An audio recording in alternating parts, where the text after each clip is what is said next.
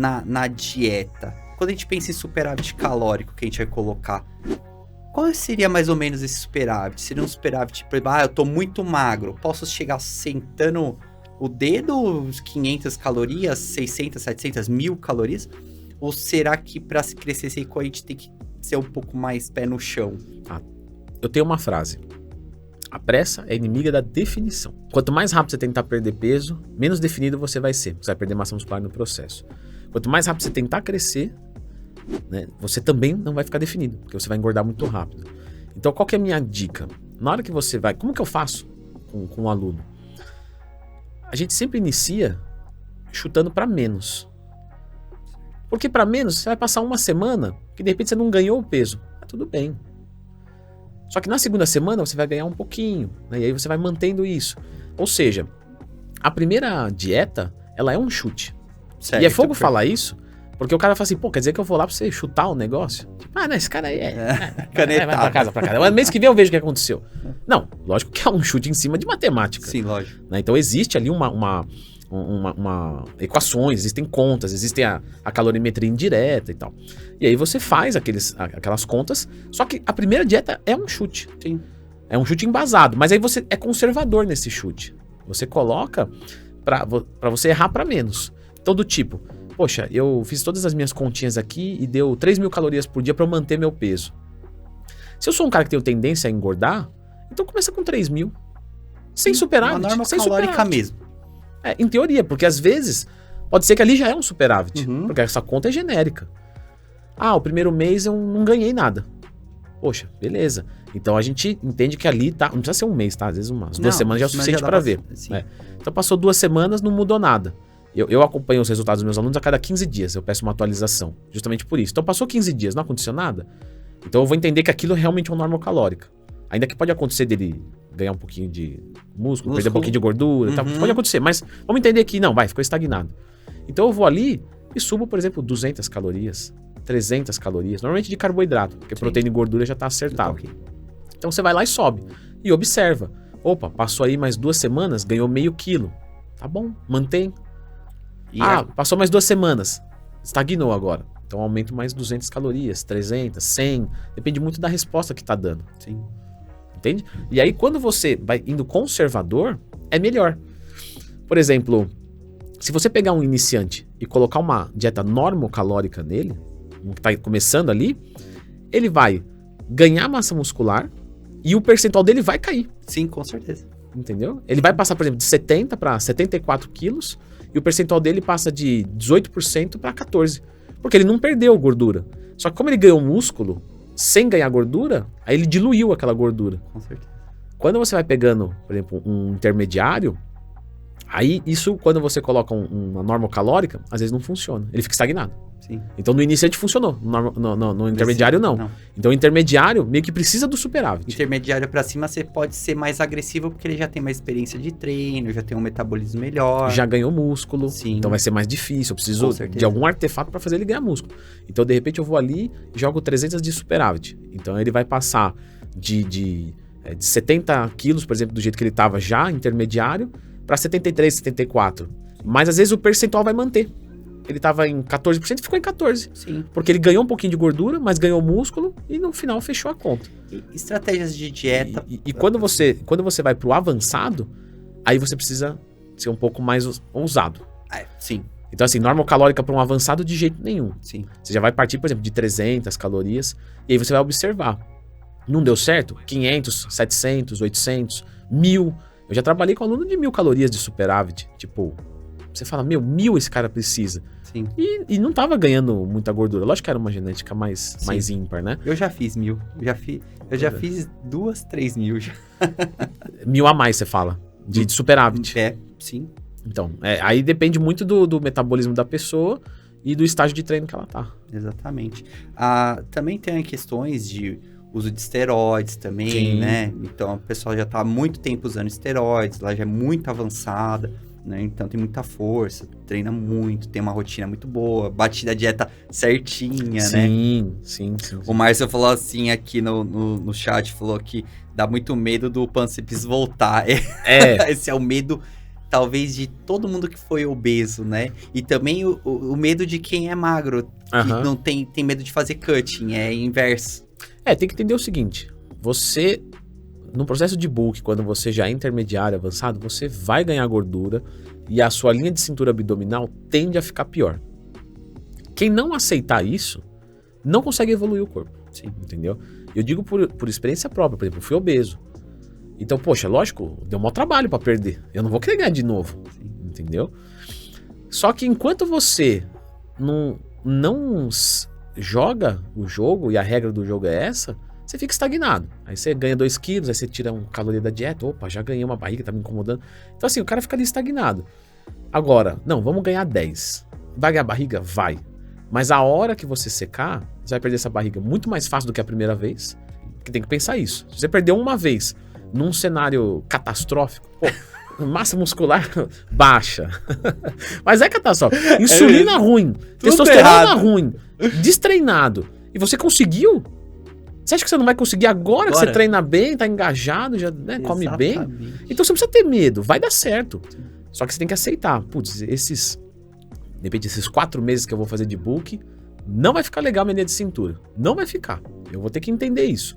Só que é um preço que eu vou pagar pra depois, quando eu secar, aí, putz, vai valer a pena. Porque na hora de secar, se você fizer direito, você vai perder toda a gordura que você ganhou e não vai perder nada de massa muscular. Ou vai perder um mínimo que você, voltando com a caloria, 2 semanas, 4 semanas, já voltou. Sim. Queria que você comentasse pra gente questões de estratégias de dieta, ou de não dieta, pode ser, como, por exemplo, o jejum, e também o ciclo de carboidratos. Porque, às vezes, pode ser ferramentas para as pessoas trabalharem que, às vezes, elas se adaptem.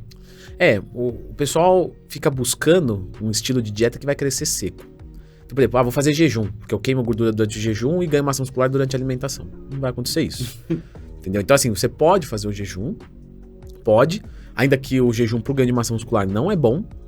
A gente já entendeu hoje que o jejum para o ganho de massa muscular não é tão bom como você dá, por exemplo, 4 pulsos de proteína por dia.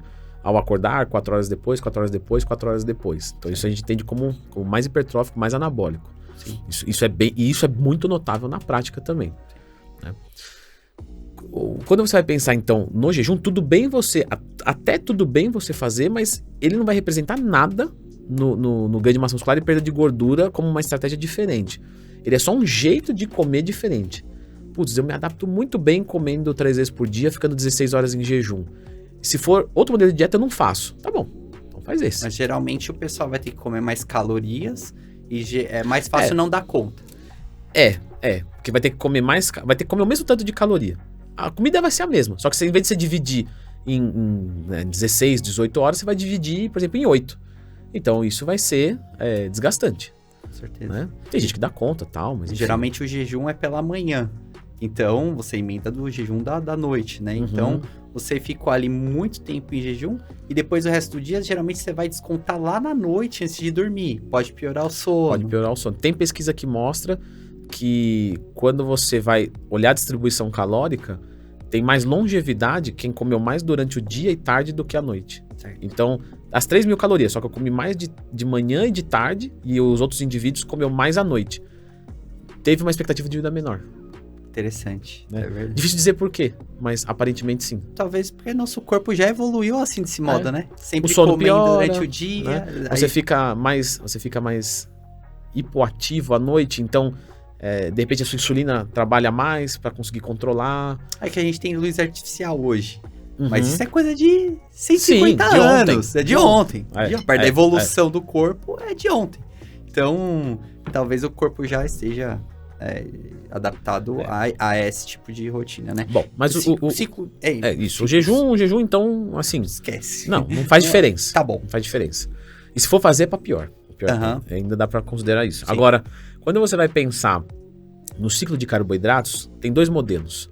Tem o ciclo de carboidratos que você faz, por exemplo, de repente, 2 dias baixo, 3 dias médio e 2 dias alto. Alguma coisa assim. Então, dos 7 dias, você faz dias alto, médio e baixo. Achando que nos dias de alto você vai ganhar massa muscular, nos dias de baixo você perde gordura, nos dias médios você mantém. Não funciona assim também. A dieta tem que ser vista como né, um pouco mais distante, né? Então aqui eu tenho um dia de dieta, mas não adianta olhar só para um dia de dieta. Eu tenho que dar uma afastada e ver um bloco, uma semana de dieta. Então se essa semana eu terminar em superávit, provavelmente o resultado vai ser o mesmo. Então se eu pegar, por exemplo, vou colocar em número para ficar mais fácil, 3.000 calorias é o que eu preciso para ganhar massa muscular, o que dá 21 mil calorias por semana. Sim. Se eu fizer 3.000 todo dia, ou eu fizer um dia com 2.000 e um dia com 4.000, certo? Então, um dia tem menos 1.000, outro dia tem mais 1.000. Uhum. Então, eu como as mesmas, na média, né? De 7 dias ou 8 dias vai dar, né? No semanal vai dar a mesma coisa. Vai dar a mesma coisa. Então, é esperado que o resultado é mais ou menos o mesmo. Então, esse tipo de ciclo de carboidratos não ajuda muito. Quando que a gente usa? Vamos pensar que essa pessoa faz musculação segunda, quarta e sexta e ela só consegue fazer atividade física segunda, quarta e sexta porque ela dá plantão. Ela é policial e fica de plantão, não tem como treinar. Então, nesses 3 dias, além disso, ela vai fazer ainda 1 hora de jiu-jitsu. Então, ela faz 3 vezes por semana 2 horas de atividade física e nos outros 4 dias ela fica totalmente em repouso. Então, faz sentido eu colocar mais calorias nesses 3 dias e menos nos outros. Como uma estratégia de dieta. Mas não pra crescer seco. E tem gente também que tem uma outra estratégia, que é a estratégia do vagabundo. Essa daí é boa. Que é não fazer nada. Na semana eu baixo a caloria, seguro o reggae, no final de semana eu desço o rei, que eu vou sair. Talvez eu seja até consciente, né? Então, é que tudo depende do objetivo. Mas se você parar pra pensar, quem faz isso piora o resultado. Por quê? Mesmo que a caloria seja a mesma? Sim. Porque ele vai treinar nos dias que ele come pouco. Ou seja, o treino sai pior. Sim. Aí no dia de descanso, não é que ele vai comer muito frango, batata e alface. Ele vai comer um monte de lixo. Sim. Então, no final das contas, se você vai analisar, ele treinou mal durante a semana pela baixa oferta de calorias. E quando ele pôde subir a caloria, ele subiu de uma caloria ruim. Não subiu de uma caloria boa. Mas assim, considerando que ele comeu razoavelmente bem, bateu a proteína, vamos dizer assim. Tá. Que eu falei, depende do objetivo. Se ele quiser o máximo de performance, não é assim que funciona. Agora, putz, eu tô bem, eu quero só manter meu corpo, então eu quero ter um pouco mais de liberdade no final de semana, eu aperto mais de segunda a sexta, sábado e domingo eu como mais mesmo, eu bebo, mas eu consigo compensar pra manter o corpo, às vezes vai bem. Mas o papo aqui é de crescer seco. Pois é. Que eu esqueço. Se você quer crescer seco, é performance. Sim. E aí performance a gente engessa mais, porque se não engessar... E como que dá pra usar o carboidrato também, por exemplo, pra potencializar o treino? Então, eu só queria fechar do ciclo de carboidratos periódico. Porque aí existe o segundo ponto. Sim. Que o segundo ponto é o quê? Eu vou fazer um tempo de uma caloria alta e depois um tempo de uma caloria baixa para meio que recriar uma sensibilidade, melhorar a insulina, dar um descanso para o sistema gastro-digestório que forçou comendo muita comida. Então, de repente, a pessoa faz ali umas 12 semanas de dieta hipercalórica e faz umas 3, 4 de hipocalórica. Isso é um ciclo de carboidratos de uma forma mais periódica. Perfeito. Isso para crescer seco funciona. Né? O que é ruim é aquela pessoa que faz 1 mês de dieta, aí ganha barriga. Aí faz 2 semanas pra secar. Aí faz mais 3 pra crescer.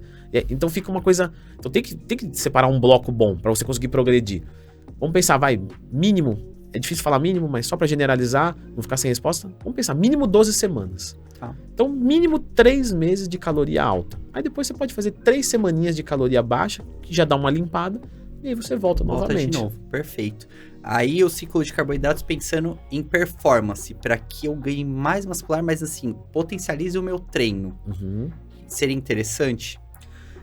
Como eu te disse, se você tem uma demanda de energia muito alta em 2, 3 dias na semana, você pode deixar mais calorias nesses dias. Perfeito. Claro que depende, né?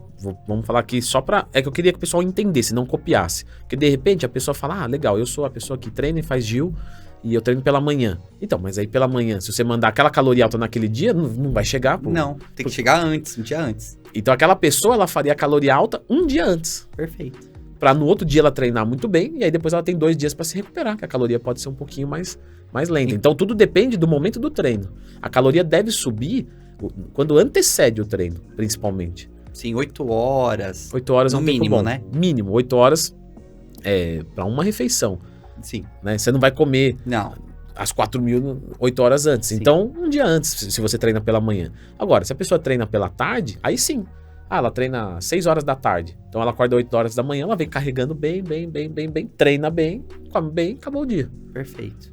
Esse é bem interessante falar, Porque o pessoal tem uma visão do ciclo de carboidratos como uma coisa muito engessada, mas dá para você ondular ela de várias formas, né? É uma forma de trabalhar bem interessante. Ainda mais quando você tem carboidrato sobrando, quando você tá no booking, né? E tem modelo de dieta também. Se você for partir de um modelo de dieta que você trabalha com menos caloria, alta proteína, alta carboidrato, que é uma dieta low fat, então você pode dar uma paulada de carboidrato muito alta, até o pessoal ficar, às vezes, meio... Fala, nossa, será que é tanto carboidrato assim? Será porque quando você faz uma dieta low fat, a quantidade de comida tende a subir muito. Sim. Porque você pega lá 1000 calorias de gordura, por exemplo, às vezes são algumas gemas de ovo, um pouquinho de azeite, uma pasta de amendoim. Agora, 1000 calorias de carbo é 1 quilo de banana. É verdade. Então, aparentemente, a pessoa fala, nossa, tô comendo muito, mas... Né?